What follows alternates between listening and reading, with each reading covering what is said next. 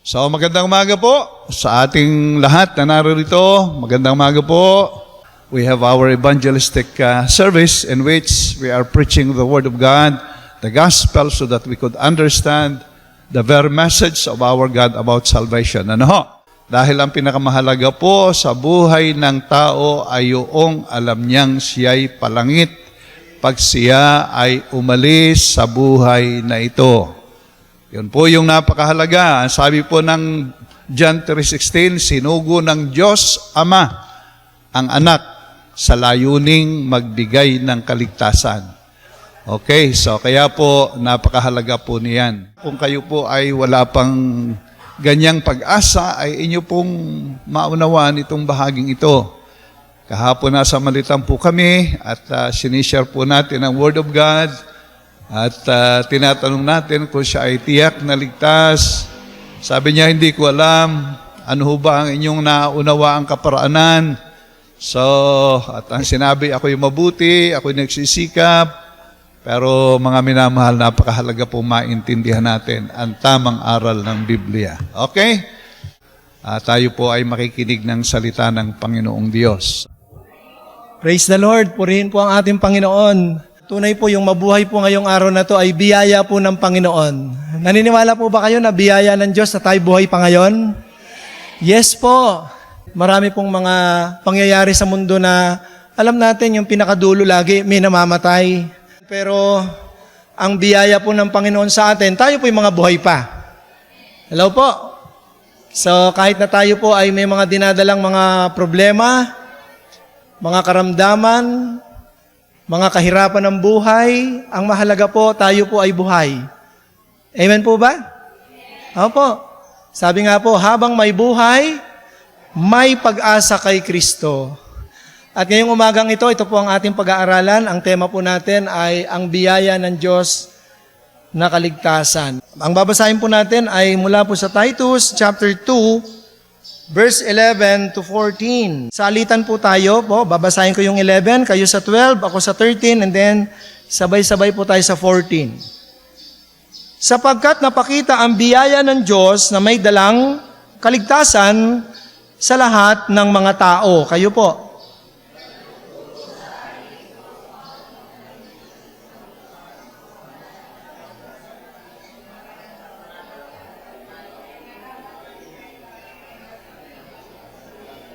Na hintayin yaong mapalad na pag-asa at ang pagpapakita ng kaluwalhatian ng ating dakilang Diyos at tagapagligtas na si Hesukristo.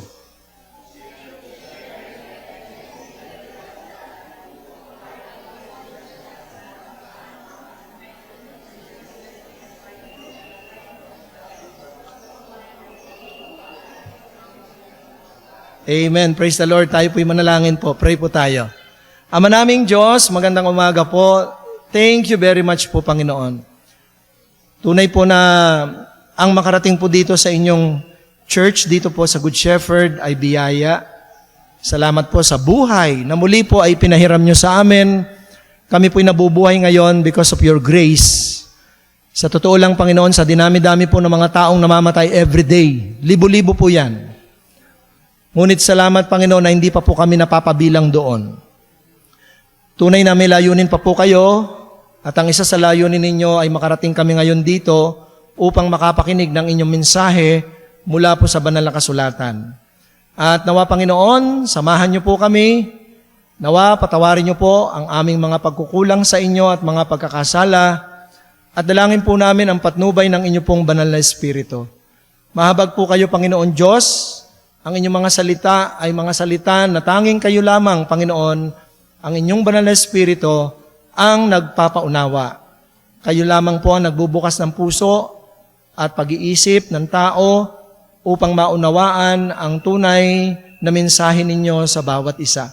Kaya, Panginoon, humihingi po kami ng habag sa inyo.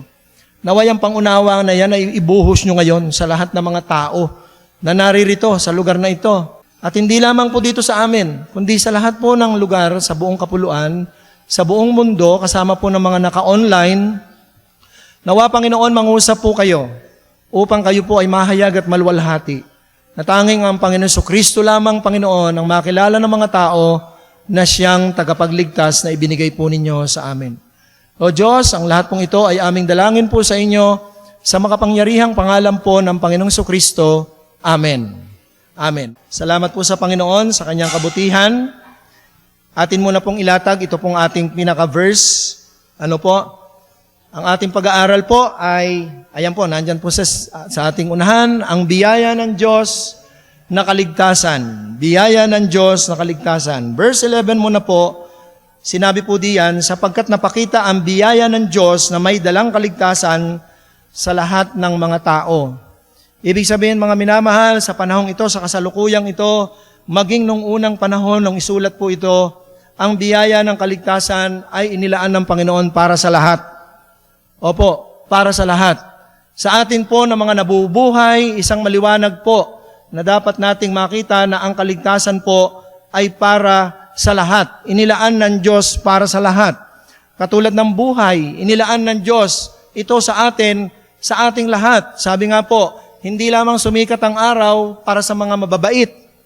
Sumikat din ang araw kahit sa mga masasama. Ano po? Ibig sabihin yung biyaya para sa lahat. Yan po ang ibig sabihin po noon, mga minamahal. Yung biyaya na tayo mabuhay, yan ay para sa lahat. Binigay ng Diyos yan para sa atin. Tayo po'y nabuhay ngayon, sa gitna na tayo mayroong mga pagkukulang, yan ay biyaya ng Diyos. Marami pong biyaya ang Diyos sa tao. Tayo ay nakakakain sa biyaya ng Diyos. Bagaman minsan ang mga tao, ang kanilang kinain ay galing sa masama, pero biyaya pa rin na sila ay kumakain. Bagaman hindi naman kinukonsinti ng Diyos ang kanilang kasalanan. Merong parusa ang Diyos sa kasalanan ng tao. Pero yung biyaya na sinasabi po ay makikita natin sa maraming anggulo ng buhay ng tao. Okay?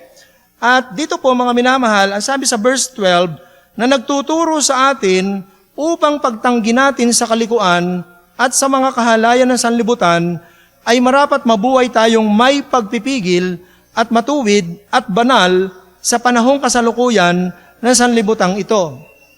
So ipinapakita po dito sa talatang ito, mga minamahal, na ang biyaya ng Diyos na kanyang ibinigay sa atin ay hindi upang tayo ay umabuso. Ano po? Minsan po ang mga tao, mali ang pananaw sa biyaya. May mga tao ay, sabi ng mga hold-upper, ay salamat at tayo mga buhay pa, biyaya. Sabi, salamat at tayo buhay pa, nakauli tayo. Ano? Sabi ng mga drug addict o drug pusher, ay salamat, buhay pa uli tayo, makakapagkarga na naman tayo, makaka-score na naman tayo. Yung ganun po ang pananaw ng tao. Na yung buhay na binibigay ng Diyos, na biyaya na bigay ng Diyos, ay iniisip nila na yun ay gamitin sa kasamaan at patuloy na kasalanan. Pero hindi po. Malinaw na sabi po dito, ang biyaya na yan ng Panginoon ay nagtuturo sa atin upang tanggihan na natin yung mga kasalanan na yan. Tanggihan na natin yung mga kasamaan na yan. Hindi ka binubuhay ng Diyos at hindi ako binubuhay ng Diyos para mabuhay pa sa kasalanan. Yun po yung mali na pagtingin ng tao sa biyaya ng Diyos. Nang akala nila, ay salamat, ako'y nabubuhay pa. Makakagawa na naman ako ng marami pang kalokohan. Mali po yun. Ang biyaya ng Diyos na inilaan niya para sa lahat ng tao ay upang ito ay gamitin, yung biyayang buhay at lakas, ay gamitin upang ang tao ay magbalik loob sa Panginoon. Okay? And then sabi sa verse 13, na hintayin natin yaong mapalad na pag-asa at pagpapakita ng kalwalatian ng ating dakilang Diyos at tagapagligtas na si Hesukristo.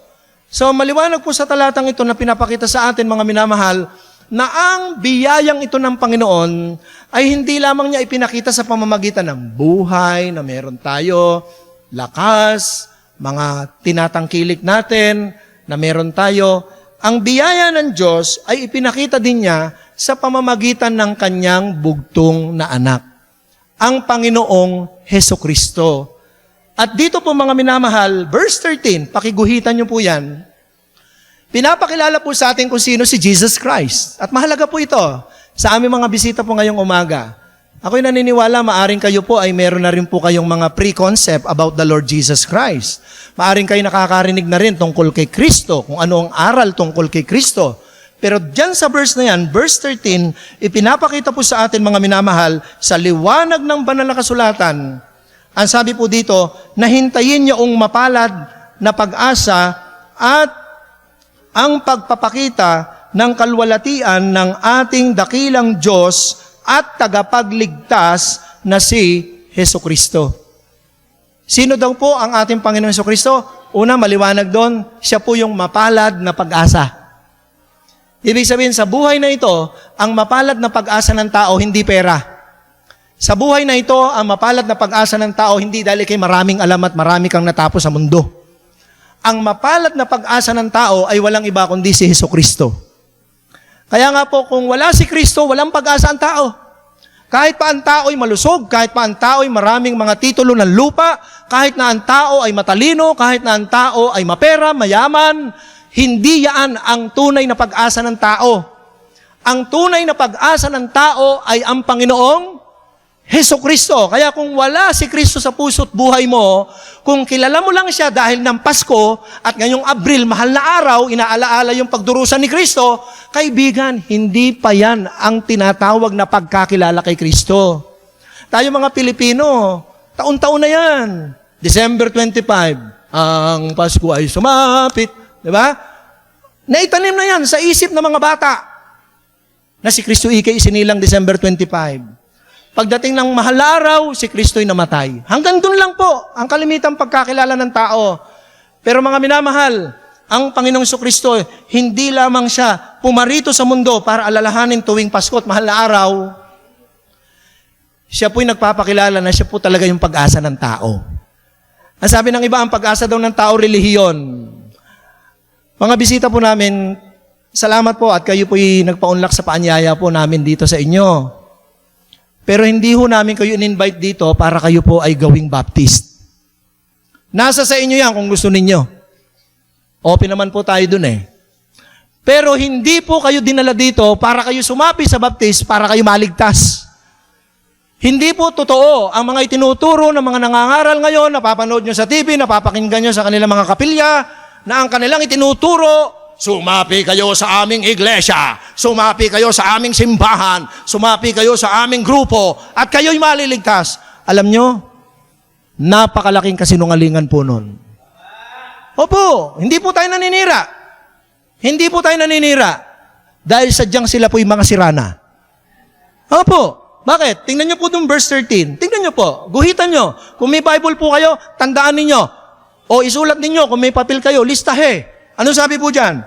Nahintayin natin ang dakilang pag-asa, ang mapalad na pag-asa, at ang pagpapakita ng kalwalatian ng ating dakilang Diyos at tagapagligtas. Sino daw po? Sino daw po? Parang kayo pabulong laang. Si Hesukristo. Parang kayo takot na takot. Oh, hindi po ako magpapaliwanag. Basahin lang natin na maliwanag. Kung kayo po ay graduate ng elementary, alam nyo naman po ibig sabihin ng Pilipino. Ano ho? Ay ano sabi po diyan? Naintayin natin yung mapalad na pag-asa at pagpapakita ng kalwalatian ng ating dakilang Diyos at tagapagligtas na sino? Si Hesukristo. Diyan sa talatang yan, paano ipinakilala si Kristo? Ano daw siya? Tao lamang? Hindi ho siya tao lamang. Siya po'y Diyos at tagapagligtas. No more explanation, mga minamahal. Hindi na kailangang i-memorize yan. Kailangan lang unawain yan. Basahin nyo lang plainly as the verse says. Ang sabi po dyan, si Jesus Christ, ang dakilang pag-asa at mapalad na pag-asa ng tao at intayin ang kanyang pagpapakita. Bakit po? Meron kasi siyang sinabing babalik siya uli, magpapakita siya uli. Siya'y nagpakitang tao o nagkatawang tao at nagpakita sa tao noong siya ay nagkatawang tao. Ano po? Pero hindi po siya nagsimula lang nung isilang ni Maria. Si Jesus po ay nasa langit na nakasama ng Diyos Ama at Espiritu Santo nung lalangin ang tao. Genesis 1:1. Nang pasimula ay nilikha ng Diyos ang langit at ang lupa. At ang sabi ng Panginoon, lalangin natin. Ano po? Lalangin natin. Yung pong natin doon ay hindi anghel ang kasama ng Diyos.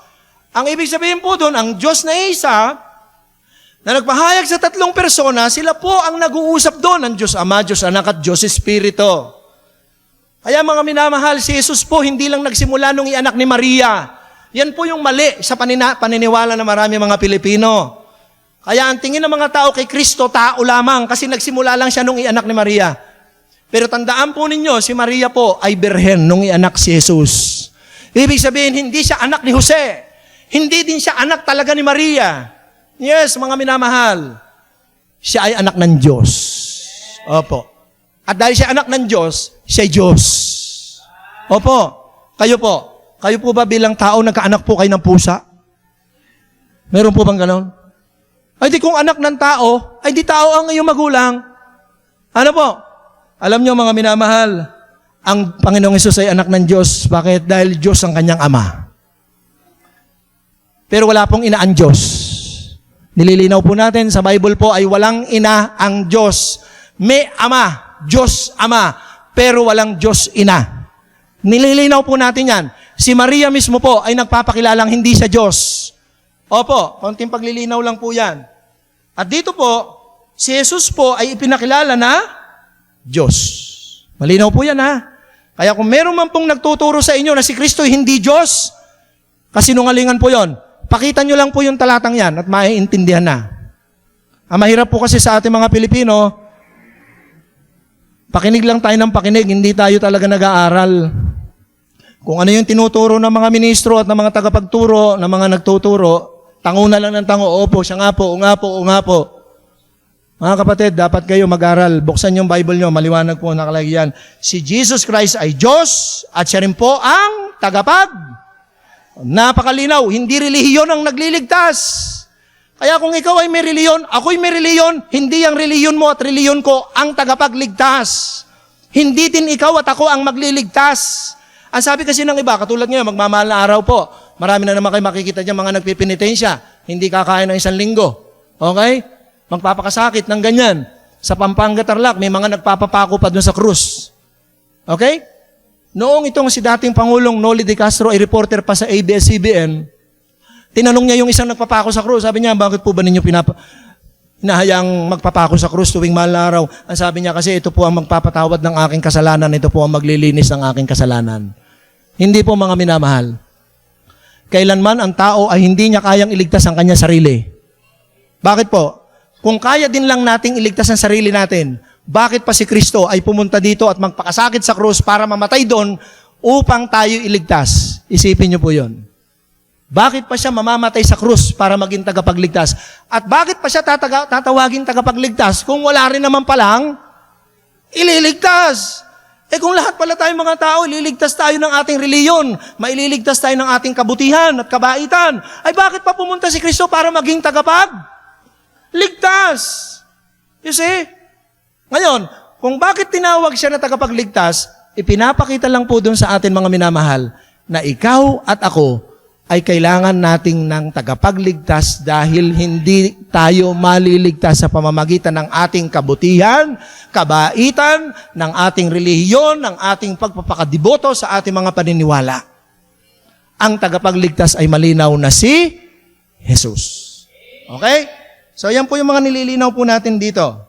At dito po sa verse 14, tingnan nyo po, na siyang nagbigay ng kanyang sarili dahil sa atin upang tayo'y matubos niya.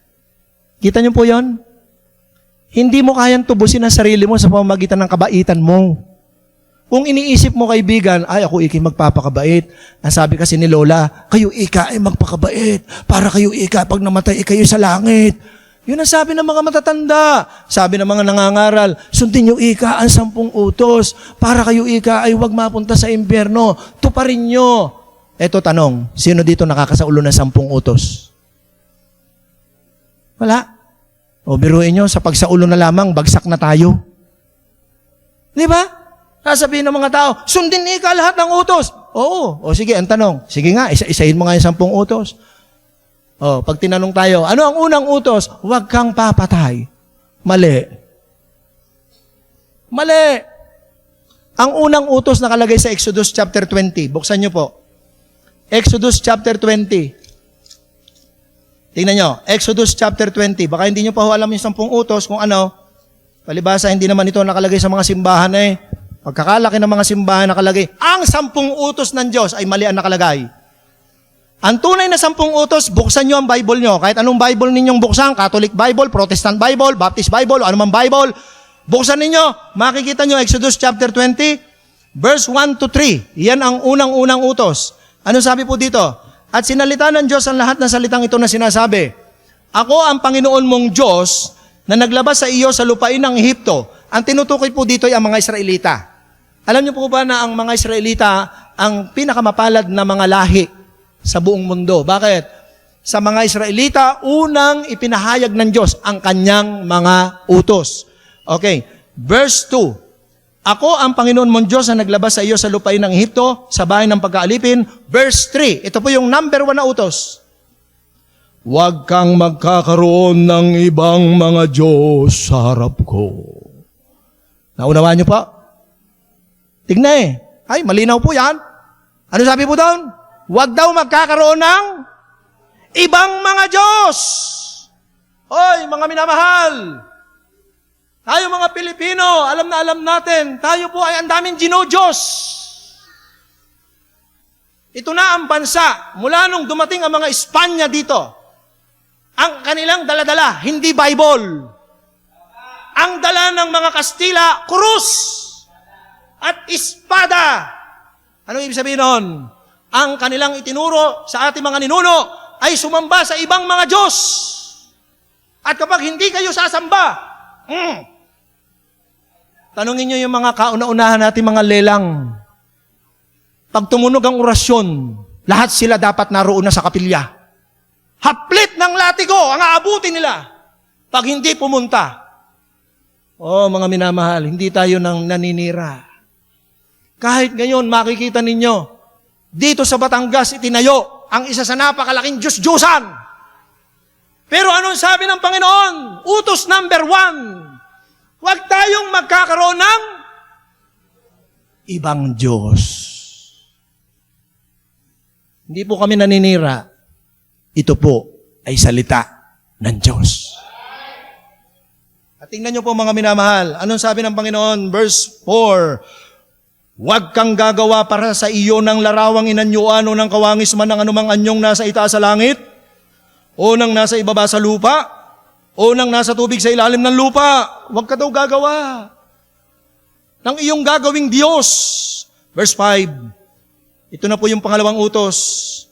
Huwag mong yuyukuran sila o paglingkuran man sila, sapagkat akong Panginoon mong Diyos ay Diyos na mapanibughuin. Ibig sabihin, ang Diyos ay nagagalit sa mga taong iba ang kanilang sinasambang Diyos. Opo. Basahin niyo po, hindi paninira ito. Ito'y salita ng Diyos. Na aking dinadalaw ang katampalasanan ng mga magulang sa mga anak hanggang sa 3 at 4 na salin ng lahi. Mga minamahal, makinig po kayo, hindi ito biro. Ito palang kasalanan na ito ng pagsamba sa ibang Diyos. Ang pag-ikangay paniningil ng Diyos ay hanggang 4 na salin ng lahi. Yung kanyang galit. Alam niyo kung bakit? Ay siya banal na Diyos Siya lang dapat ang sambahin ng tao. Pero ang nakakalungkot, ang tao'y gumawa ng kanilang ginos o sino-sino, kung ano-ano. At ang sabi ng Panginoon, dinadalaw niya ang katampalasanan. Ibig sabihin, ang pagsamba pala sa ibang Diyos ay katampalasanan. Ay maliwanag po yan. Bakit brother nga, hindi yan ang tinuturo sa amin? Bakit hindi yan ang iminulat sa amin? Ay kayo na ho ang magtanong. Kayo na ho ang magtanong sa kanila. Bakit nga hindi yan ang itinuro ninyo? Ang nakalagay sa mga simbahan pagkakalaki, ang 10 utos ng Diyos. Kaibang-kaiba sa nakalagay din Bakit hindi nilagay? Kasi kaya hindi nilagay. Pag inilagay, ay di sila'y mapupulaan. Ay bakit hindi ninyo sinusunod na rin unang utos na aray? Yun ang teknik.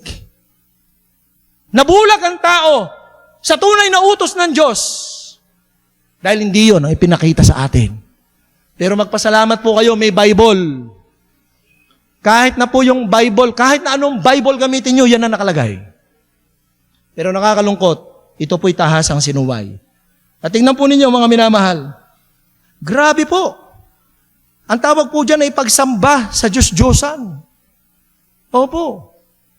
Pero tignan po ninyo, biyaya ng Diyos, tayo mga buhay pa. Amen? Amen? Abay, kung ang Diyos lamang ipairali ng kanyang pagiging Diyos at galit sa atin ngayon, Ay tayo, yung mga wala na din eh. Pero hindi ibig sabihin para tayo umabuso at magpabaya na lamang sa ating nakagis ng mali.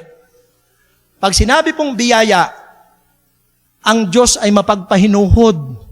Naroon yung kanyang awa pa sa atin. Alam nyo, ang ating pag-aaral, ang biyaya ng Diyos na may dalang kaligtasan. Sa totoo lang, sa bagay na ito na ating sinusuway, may katapat na parusa na ang Diyos. Tingnan po ninyo, aklat po ng unang Korinto. Buksan natin. Unang Korinto, chapter 6, verse 9. Basahin natin ito ng malinaw. Isa-isahin po natin. Tingnan po ninyo. O hindi ba ganinyo nalalaman na ang mga liko ay hindi magmamana ng kaharian ng Diyos? Ang mga liko daw po ay hindi magmamana ng kaharian ng Diyos. Huwag kayong padaya kahit ang mga mapakiapid, ni ang mga mananamba sa Diyos-Diyosan, ni ang mga mangangalunya, ni ang mga nambababae. Yung pong nambababae po dito ay effeminate. Ito po yung mga babae na nambababae. Ano po? Iba ho yung nangangalunya. Ano ho? Iba pa ho yung nakikiapid. Yung nambababae dito, hindi po ito yung mga lalaki na nambababae. Hindi. Ito po yung mga babae na nambababae. Effeminate. Ni ang mga mapakiapid sa kapwa, lalaki. Ito pong mga lalaki na ito na mapakiapid ay sa kapwa lalaki. Lalaki sa lalaki. Babae sa babae. Oh, yan po ang sabi dyan. Verse 10. Ni ang mga magnanakaw, ni ang mga masasakim, ni ang mga manglalasing. Hello? Andyan po ba kayo? Hello? Brother, ba't ako yata tinamaan diyan? Alam nyo, totoo po itong ating pinag-uusapan, hindi po ito biro. Kung talagang nais nyong malaman ng katotohanan, Bible po ang inyong pag-aralan. Ewan ko lang, baka dito nyo lang po maririnig itong mga ganitong aral. Dahil kami po, nagtuturo talaga kami kung anong sinasabi sa Biblia. Opo, ano sabi dito? Mga maglalasing. Oh, grabe. Alam nyo po ba, ang number 1 na droga sa buong mundo, hindi shabu. Ang number 1 na droga sa mundo, hindi po cocaine. Ang number 1 na droga sa mundo, hindi marijuana. Ang number 1 na droga sa mundo ay alak. Eh bakit yan ay pinagbibili? Sa tindahan.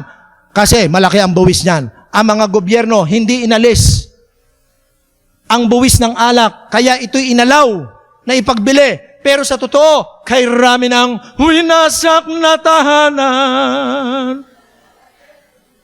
Oh, totoo po yan. Ang dami pong winasak na tahanan ang alak.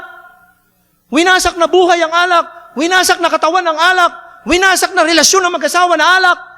Oh, mga minamahal. Kasalanan po yan. Ni ang mga mapagtungayaw, mga nagsasalita ng masama, mga mapanirang puri, mga marites. Hello?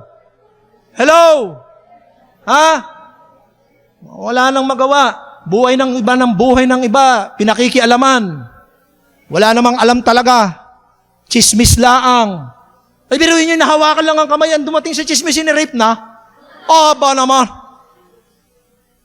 Oh, mga minamahal, akala lang na marami, okay lang yan, kasi naman ang uso ngayon marites. Mga minamahal, ang marites, lalo na kung yan naman nga talaga'y hindi makatuwiran at tama. Alam ko, naniniwala na, pasensya na po kayo sa pangalan na marites. Sorry po, kung nagamit ko man po yung marites, ang ibig sabihin do'y chismis. Chismis. Mga nagchichismisan, papagtungayaw po yan. Mapaghatid dumapit, mga manlulupig, ay hindi magmamana ng kaharian ng Diyos. Mga minamahal, seryoso po ang Diyos. Pagdating sa kasalanan, seryoso po ang Diyos. Hindi po nagbibiro ang Diyos. Ito'y sinabi niya noon hanggang ngayon. Maaring ngayon, brother, uso na naman ngayon ang lalaki sa lalaki. Uso na naman ngayon ang babae sa babae. Uso na naman po ngayon yung pakikiapid. Uso na naman po yung mga pagsamba sa Diyos-Diyosan. Uso na naman yung mga paglalasing. Alam niyo mga minamahal, kailanman hindi po yan naging uso. Sa Diyos, ang kasalanan ay kasalanan. Kaya tingnan ninyo, ang ating bansang Pilipinas, hanggang ngayon, tayo pa rin ay underdeveloped. Imagine ninyo, elementary pa ako, underdeveloped na ang bansang Pilipinas. Tayo pa rin ay tinuturing na poor nation. Nakakalungkot, na-overtaken na tayo ng ibang Asian countries. Nauna na sa atin ang Singapore, nauna na sa atin ang Japan, nauna na sa atin ang Vietnam. Pero tayo, dati-rati sila ang umaangkat ng bigas galing ng Pilipinas, pero ngayon, Pilipinas na ang umaangkat ng bigas sa kanila. Bakit ganon? Ano nangyari? Ano nangyari? Hindi natin alam, maaring yung sumpa ng Diyos sa kasalanan ay hanggang ngayon ay ramdam ng buong bansa. Bakit? Ang Pilipinas ay mananamba ng Diyos-Diyosan. Ang Pilipinas ay maglalaseng. Ako'y galing Norte, Ilocos, Ijay, at Datilod. Grabe yung mga pinsang kong inaakay ko, grabe mga minamahal. Ang hirap hilahin dahil ang kanilang Diyos-Diyosan ay alak. Meron akong pinsan doon na talagang araw-araw ay laseng. Kaya minsan nung kami dumating ng gabi na hindi laseng, sinamantala ko na, pagkakataon nito, nasa tamang wisyo ang pinsang ko, pangangaralan ko na ito. Alam nyo mga minamahal, nakakalungkot, from north to south, ang nakita ko, talagang yung alak na yan ay grabe.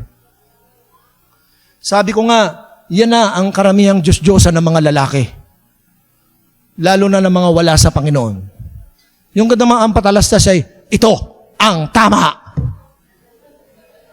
Tapos artista pa yun, naging politiko pa. Hindi ka?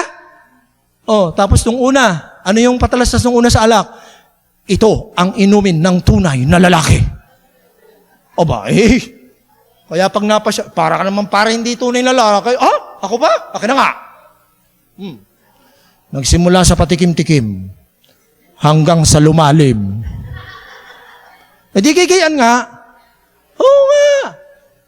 Lahat naman na naging sugapa sa alak ay naging unay isang shot lamang ang simula eh. Ganyan ako nagsimula nun eh. Tumikim lang ako ng isang shot, tapos yun na. Tuloy-tuloy na yun, hanggang sa bari-barilis na yung iniinom namin. Pero alam niyo mga minamahal, ang kasalanan ay kasalanan. At ang sabi po dito sa aklat po ng Apokalipsis, buksan niyo po mga minamahal. Apokalipsis 21:8. Ngunit sa mga duwag at sa mga hindi mananampalataya, at sa mga kasuklam-suklam, at sa mga mamamatay tao, at sa mga mapakiapid, at sa mga manggagaway, at sa mga mapagsamba sa Diyos-Diyosan, Pilipinas! Pilipino! Please, unawain natin ito. At sa lahat ng mga sinungaling.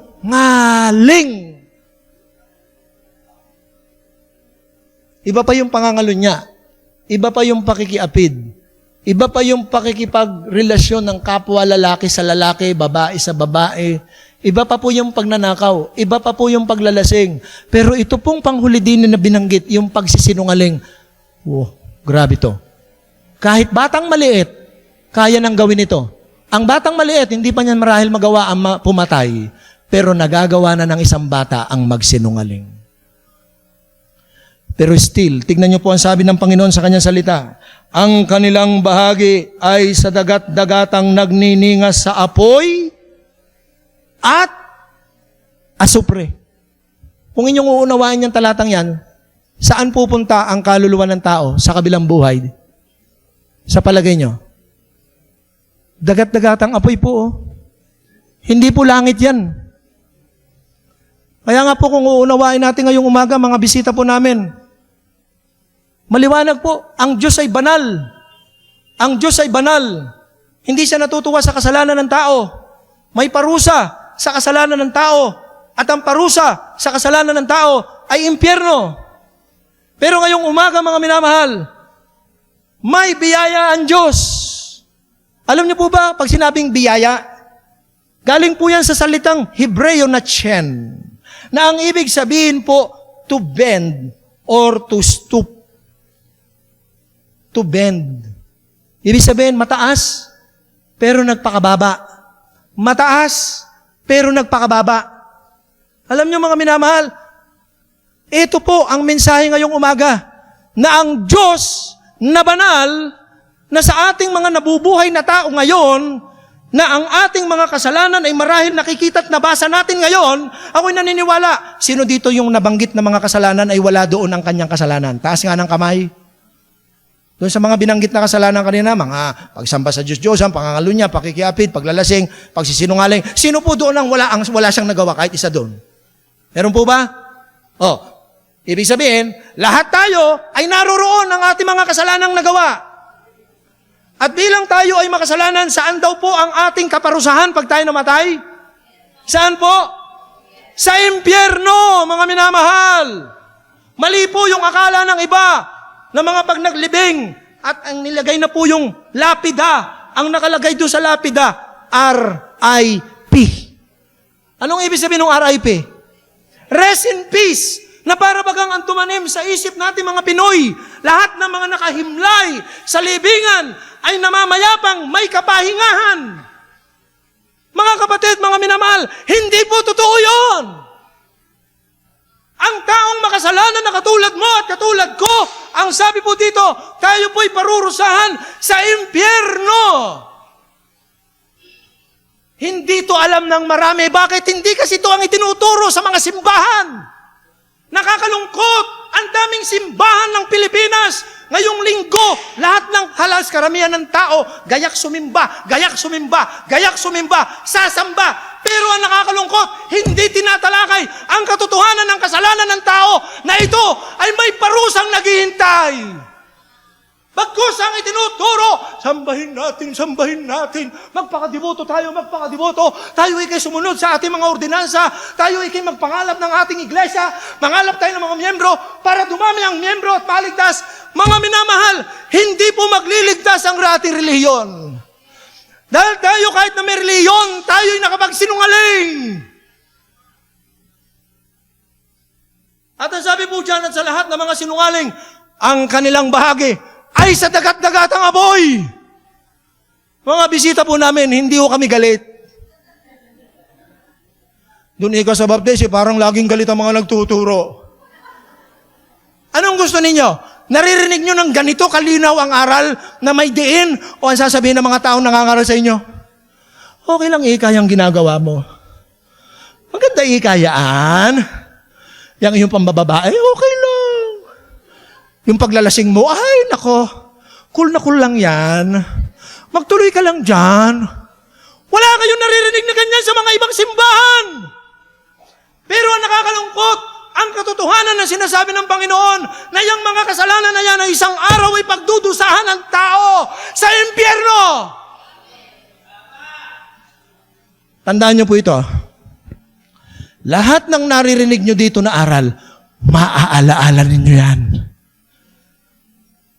Kaya lang ang nakakalungkot, saan nyo kaya ito maaalaala? Saan nyo kaya ito maaalaala? Pag kayo nasa kabilang buhay na. Sana sa langit nyo ito maalala. Ay, salamat at ako nakatin sa Good Shepherd. Narinig ko doon na si Kristo ang biyaya ng Diyos na may dalang kaligtasan. At ako'y nagtiwala. Pero maari mo din maalala ito sa impyerno.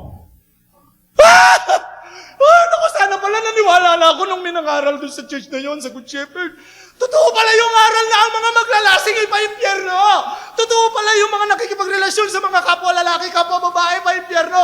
Totoo pala yung nakikiabit, pa-impyerno. Totoo pala yung sumasamba sa Diyos-Diyos, sana may pa-impyerno. Kaibigan, huli na lahat kung doon mo maalala yan. Kaya ngayon pa lang, kahit naman sakit, aray ko, sa pool naman, brother, ay talaga naman ako ngayong pinagplanuhan diyan. Wala akong kasalanan diyan, yan ay salita ng Diyos. Magpasalamat ka kung tinatamaan ka. Magpasalamat ka kung nasasaktan ka. Dahil sabi nga, truth hurts. Nakakasakit talaga ang totoo. Tingnan ninyo, totoo gang ikay pango. Tingnan yung katabi nyo, tingnan yung katabi nyo.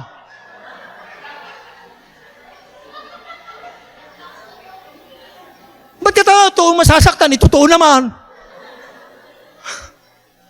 Ito ang pinag-aaralan natin, mga kapatid. Kahit pag-uwi ninyo, i-review nyo po yung video, buksan nyo ang Biblia nyo, basahin ninyo, makikita nyo, totoo talaga ang pinag-uusapan natin dito. na tayong mga tao, buhat pa sa panahon ni Adan at ni Eva, nung magkasala ang tao'y napalayo na. Napalayo na, wag na po kayong magtaka kung ang tao ngayon sa pasama ng pasama. Bakit talaga kasi tayo'y makasalanan? Ngunit ang biyaya ng Diyos ay may dalang kaligtasan. Ang sabi po sa banal na kasulatan, mga minamahal, sa aklat po ng Juan 3:16, ang sabi po, sapagkat gayon na lamang ang pagsinta ng Diyos sa sanlibutan. Oh Lord, thank you very much. Kahit na kami makasalanan, minahal nyo pa rin kami. Roma chapter 5 verse 8. Datapwat ipinagtatagubilin ng Diyos ang kanyang pag-ibig sa atin na nang tayo ay makasalanan pa, si Kristo'y namatay dahil sa atin. Alam nyo, ang biyaya ng Diyos na may kaligtasan, ibig sabihin, ang Diyos na mataas, ang Diyos na banal, ay nagpakababa para lamang tayo na mga tao ay abutin. At ang pagpapakababa ng Diyos, hindi lang niya sinabi. Ang pagpapakababa ng Diyos ay ginawa niya, binigay niya ang kanyang kaisa-isa at pinakamamahal na anak na si Jesus. Alam niyo mga minamahal, ang Panginoong Jesucristo, siya'y Diyos anak, siya'y nasa langit din, pero dumating sa kasaysayan sa langit na sabi ng Ama, anak, bababa ka sa lupa. Ika'y mag-aanyong tao. Ika'y mamamatay dun sa krus para sa mga tao upang sila ay maligtas. Alam niyo mga minamahal, grabe pong biyaya. Pag sinabing biyaya, ang Diyos na mataas ay nagpakababa. Sukdulan siya ay lumibel sa atin, nagkatawang tao. Nagkatawang tao. Siya mismo ay nangaral. Siya mismo ay nagsabi sa mga tao, magsisi kayo! Sapagkat malapit na ang kaharian ng langit. Yun ang unang pangangaral ni Jesus, Mateo 4:17. Seryoso ang Panginoon, pero take note, siya'y nasa langit na. Hindi pa nakontento bumaba pa, nakitulad sa tao, at siya mismo na ang nangaral. Siya mismo na ang nangaral. At nung siya'y nangangaral, salamat mayroong mga nanampalataya at nagsisi na ilan. Pero ang nakakalungkot, nung si Pilato na ay nasa kanyang hukuman, ang sabi niya sa mga tao, naniniwala ba kayo na tuwing Pasko ako'y nagpapalaya ng isang bilanggo? Umili kayo sa dalawang ito. Kung sino ang nais niyong mapalaya? Si Jesus o si Barabas na isang mamamatay tao, makasalanan, kriminal, magnanakaw, salot ng lipunan. Alam niyo kung sinong pinili ng mga tao? Si Jesus. Wala siyang ginawang kasalanan. Siya ang bumuhay sa mga patay. Siya ang nagpagaling sa mga may sakit. Yung mga may sape, siya ang nagpalaya ng mga demonyo. Siya ang nagpakain sa mga gutom. Siya ang nagbigay ng kaaliwan sa mga nalulumbay. Pero alam niyo, nung oras na yon, ang pinili ng mga tao ay hindi si Jesus. Sinong pinili nila? Si Barabas. Bakit? Dahil yakap-yakap ng tao ang kasalanan. Yan naman si Jesus, hindi ko makakasama sa inuman. Si Barabas, pwede pa. Yan naman si Jesus, hindi ko makakasama sa nakawan. Si Barabas, pwede pa. Si Jesus naman na hindi ko makakasama sa pagsamba sa Diyos-Diyosan. Si Barabas, pwede pa. Kaya ang niyakap ng tao na mapalaya ay si Barabas. Mga minamahal, sa gitna na ang tao'y bulag, na gitna na ang tao'y makasalanan, ang biyaya ng Diyos, minahal pa rin tayo. Siya'y nagpakababa at ibinigay niya ang kanyang bugtong na anak. Siya'y namatay doon sa krus. Nilagyan siya ng koronang tinik. Kasi ang kanyang pangangaral, ako ang hari ng mga Hudyo. Nilagyan siya ng koronang tinik. Alam niyo yung koronang tinik na yan, dapat sa atin isinuot. Bakit? Dahil ikaw at ako ang hari at reyna ng kasalanan. Pero siya ang nagsuot alang-alang sa atin. Siya ang hinampas. Alam niyo kung panghampas na yun, kung kanino dapat? Sa atin. Bakit? Kasi tayo ang suwail. Tayo ang matigas ang ulo. Tayo ang pasaway. Tayo ang makasalanan. Pero si Kristo ang tumanggap ng hagupit na yon at hampas. Alam niyo mga minamahal, ang pako at ang krus na pinagpakuan sa ating Panginoon ay sana'y sa atin yon pinabuhat. Sa atin dapat yun, tayo dapat ang ipinako doon. Si Barabas dapat ang ipapako doon. Pero ang nangyari, si Barabas na nakalaya. Si Jesus ang nagdusa. Mga minamahal, sana makita mo yung biyaya ng Diyos na may kaligtasan. Ikaw at ako ngayon ay binubuhay pa niya. Biyaya yan. Pero kaibigan, hindi lagi tayong buhay. Isang araw tayo rin ay mamamatay.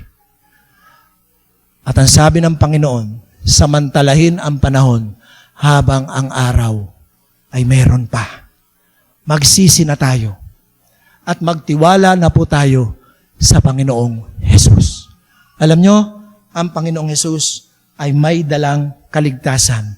Sino mang sumampalataya sa Kanya ay huwag mapahamak, kundi magkaroon ng buhay na walang hanggan. Alam niyo mga minamahal, yes, maaaring narinig nyo, aray, ang sakit naman. Kasalanan ko yung nabanggit na yun Ako yun Kami yun Pero kaibigan, hindi ka namin hahayaang umalis dito na ikaw ay luhaan. Nawa ikaw ay makaunawa at bigyan ng Diyos ng pangunawa na sa gitna na ikaw at ako ay makasalanan, ang biyaya ng Diyos ay pinaabot niya sa iyo at sa atin ngayon. Buhay pa tayo, si Jesus ay namatay para sa atin upang tayo ay maligtas. At ang sabi ng ating Panginoong Jesus, Juan 14:6, sumagot si Jesus at nagsabi, ako ang daan at ang katotohanan at ang buhay, sino man ay hindi makakaparoon sa Ama, kundi sa pamamagitan ko. Kaibigan, si Jesus ang daan patungo sa Ama, patungo sa Diyos. Siya ang namatay upang tayo ay matubos. At alam nyo, hindi lamang po sa kapahamakan ng impyerno tayo gustong iligtas ng Panginoon. Kung babalikan po natin yung Tito na ating talata kanina, chapter 2, verse 12, na ang sabi po dito, na nagtuturo sa atin upang pagtanggi natin sa kalikuan at sa mga kahalayan ng sanlibutan, ay marapat mabuhay tayong may pagpipigil at matuwid at banal sa panahong kasalukuyan ng sanlibutang ito. Nais din ng Panginoon, hindi lamang iligtas ang iyong kaluluwa sa parusa ng impyerno, kundi iligtas ang iyong buhay sa pagkawasak, pagkasira dito sa mundo. Oo, mga minamahal, kaya dito sa ating pagtuturo, hindi lang po natin itinuturo na si Jesus ay nagliligtas. Si Jesus din po ay nagbabago ng buhay. Ang Panginoong Jesus po ay nagbabago ng buhay ng tao. Kung ikaw man at ako ay gahaman sa bisyo, tayo ay may mga kasalanang ginagawa, na tayo ay pikit matang gumagawa, na tayo walang magawa, hindi natin maalis, hindi natin mabago, yung mga kasalanan na yan. Kaibigan, nais din ng Panginoon na ikaw ay makalaya dyan. Opo, dahil isang araw yung kasalanan na yan ang magpaparusa sa atin sa kabilang buhay, at yung kasalanan na yan ang magpaparusa sa atin dito sa buhay na ito. Oh, mga minamahal, sumama po kayo sa kulungan. Makikita po ninyo doon at maririnig nyo ang mga pagsisisi ng mga tao. Sana hindi ko na ginawa. Sana nagbago na ako noon pa. Sana naniwala ako sa magulang ko. Sana naniwala ako sa mga nagtuturo na nangangaral na ako ay huwag nang gumawa ng ganito. Ang dami ng kanilang mga pagsisisi doon. Bakit? Nawasak ang kanilang buhay dahil ng kasalanan. Kaya kaibigan, huwag mong maliitin yung kasalanan ginagawa mo. Maaaring sabihin mo, brother, ito na may maliit lamang. Kaibigan, ang kasalanan na yan ay parang isang hibla ng sinulid. One time, ginamit kong illustration yung bata, tinalian ko siya ng sinulid. Isa lang na manipis na sinulid, yung panahe. Sige nga, bata, yung ang subukang makalaya, naputol niya.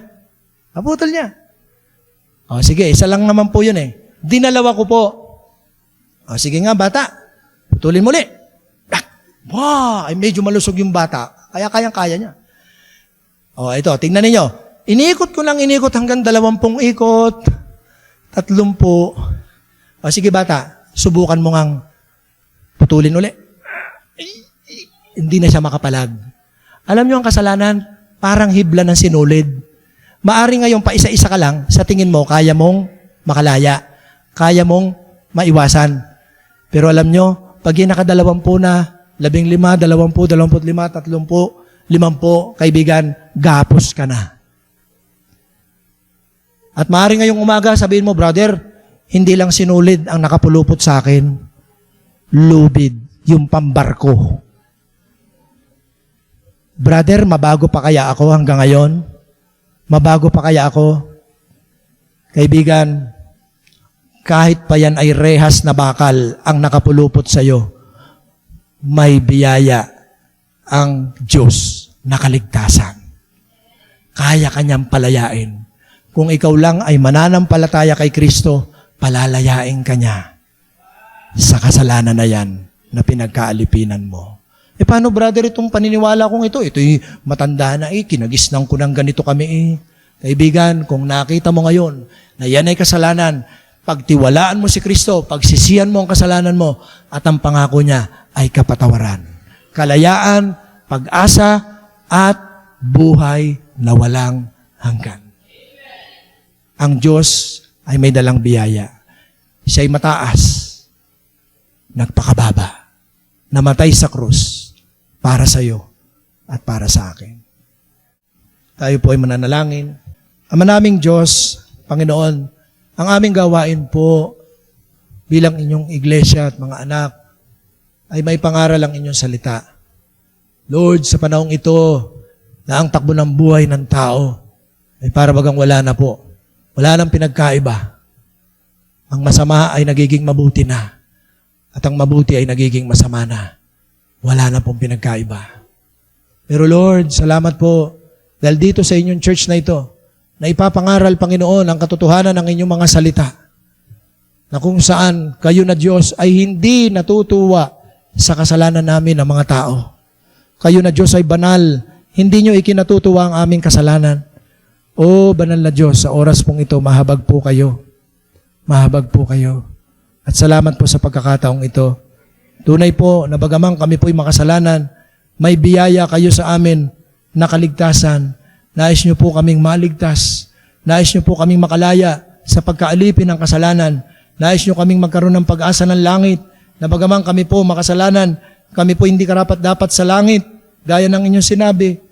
Ngunit kami po sa biyaya ninyo, ay inyo pa ring minahal.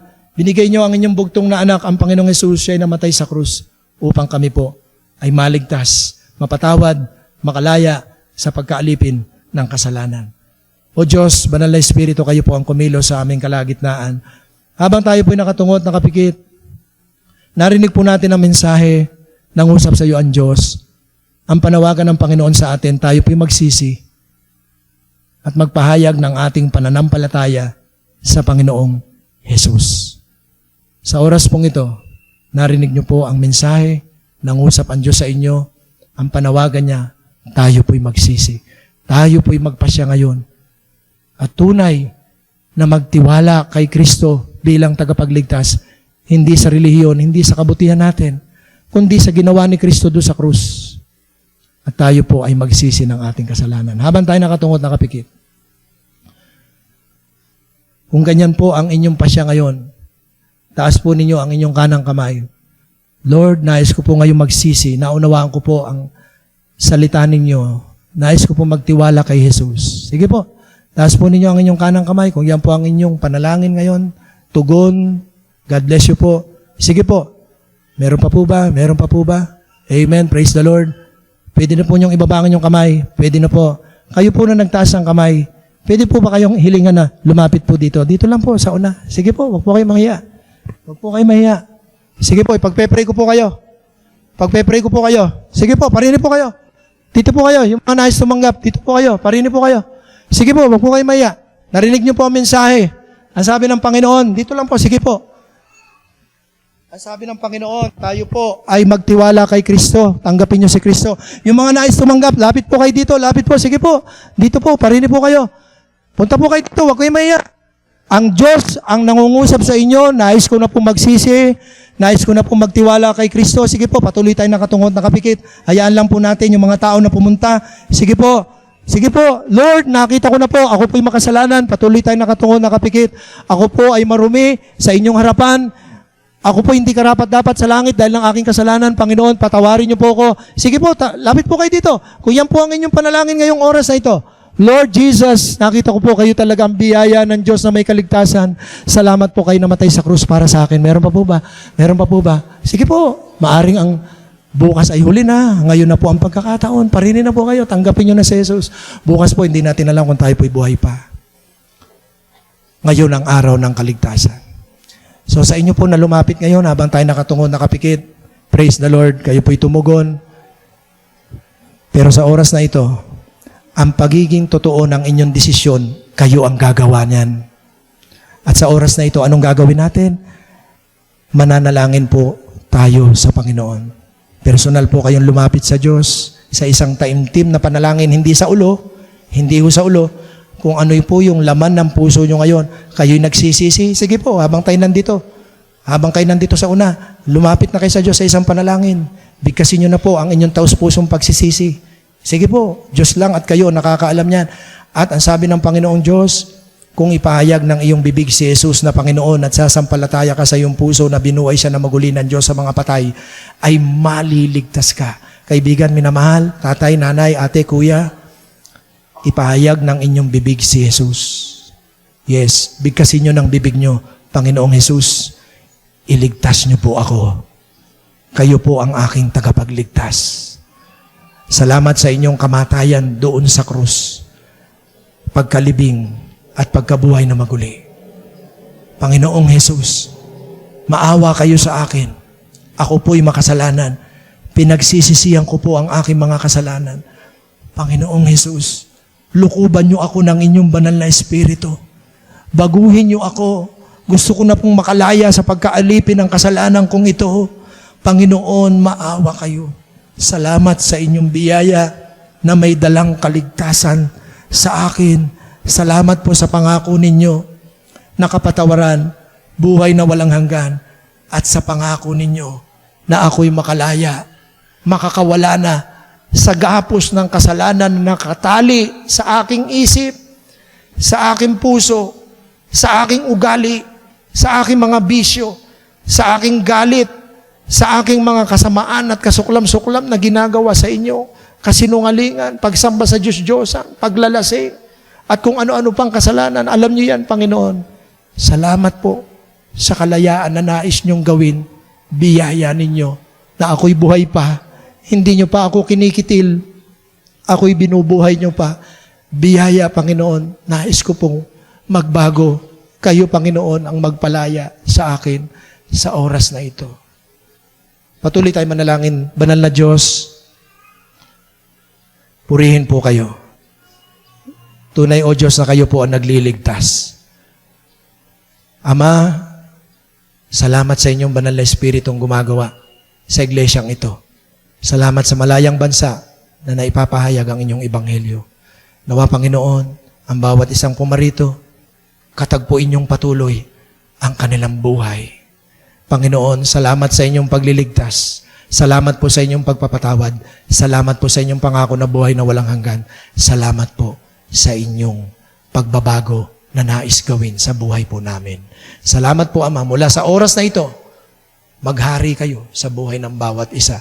Maging sa mga nakapakinig na marahil hindi nakapagpasya, nawa, Panginoon, pag-uwi ng kanilang bahay, sila rin po ay magpasya sa kanilang buhay. Salamat po, Ama, pinupuri namin kayo sa pangalan ng Panginoong Kristo. Amen. Amen. God bless you po. Maaari na po tayong umupo. God bless you po. Okay, salamat po sa pangangaral ng salita ng Diyos. Purihin ang Diyos sa kanyang napakaliwanag na aral na nakasulat sa banal na kasulatan. Sa mga tumanggap, ang sabi po ng Juan 1:12, pakibasa po ng mga tumanggap. Yan po ang sabi sa Biblia.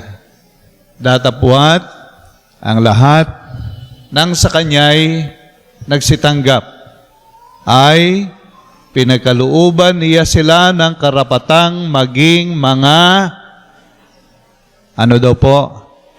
Anak ng Diyos. Sa makatuwid, bagay ang mga nagsisampalataya sa kaniyang pangalan. Sa verse 13, na mga ipinanganak na hindi sa dugo, ni sa kalooban ng laman, ni sa kalooban ng tao, kundi ng Diyos. Yun daw tumanggap, naging ano? Anak ng Diyos. Amen. So yan po ang sabi ng banal na kasulatan. At sapagkat kayo ay tumanggap sa Diyos, ano ang sabi ng John 5:24? Katotohanan sinasabi ko sa inyo, ang dumirinig ng aking salita at sumasampalataya sa Kanya na nagsugo sa akin ay, ano sabi? May buhay na walang hanggan at hindi mapapasok sa paghatol, kundi lumipat na sa kabuhayan mula sa kamatayan. Yun daw mga sumampalataya ay hindi na mapapasok sa paghatol. Okay, isa pang talata ang gusto kong inyong makita. Unang Pedro, Kapitulo 2, talatang 2, sa mga tumanggap sa Panginoon. Gaya ng mga sanggol na bagong panganak, ay nasain ninyo ang gatas na walang daya ukol sa Espiritu, upang sa pamamagitan nito ay magsilago kayo sa ikaliligtas. So, kayo tumanggap sa Panginoon, ang sabi, kayo naging anak ng Diyos sa unang talata, at ang sabi, hindi na kayo papasok sa paghatol, at kayo ay meron ng buhay na walang hanggan. Ngunit, sabi diyan sa huling talata, mga baby pa kayo sa Panginoon. Kinakailangan lumago, matuto ng maraming mga bagay para kayo rin naman ay maging blessing sa iba. Amen po? Okay, so salamat po sa Panginoon.